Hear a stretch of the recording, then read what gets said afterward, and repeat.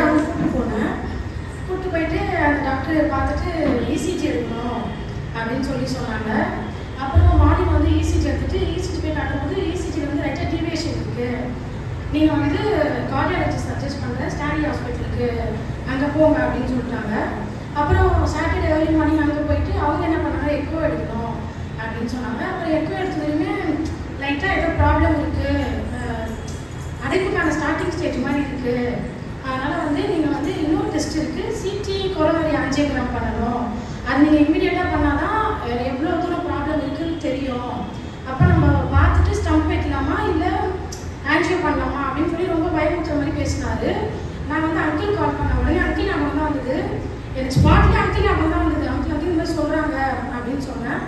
அப்புறம் uncle prayer பண்ணாரு, கண்டிப்பாக எதுவும் நடக்காது, உங்களை சாட்சியாக கடவுள் நிறுத்துவாங்க அப்படின்னு சொல்லி சொன்னார்.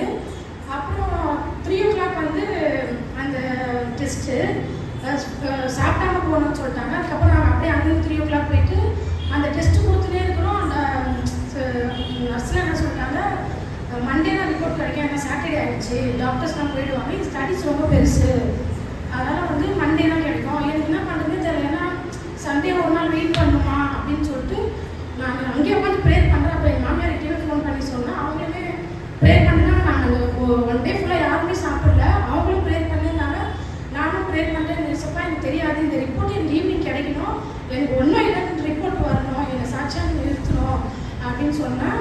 நீங்கள் சொன்னால் நம்ப மாட்டீங்க. அப்புறம் சிஸ்டர் திரும்ப சொல்கிறாங்க, கண்டிப்பாக மண்டே தான் கிடைக்கும், டாக்டர்ஸ் கிளம்பிட்டாங்க அப்படின்னு சொல்லிட்டாங்க. எனக்கு சரின்னு சொல்லிட்டு நானும் வீட்டுக்கு வந்து ப்ரேயர் பண்ணுறேன், ஒன்றுமே நடக்கக்கூடாது, ரிப்போர்ட் வர வரைக்குமே நீங்கள் எங்களை பாதுகாத்துக்கணும், ஆல்ரெடி எங்களுக்கு எதுவுமே நடக்கக்கூடாது அப்படின்னு சொல்லிட்டு.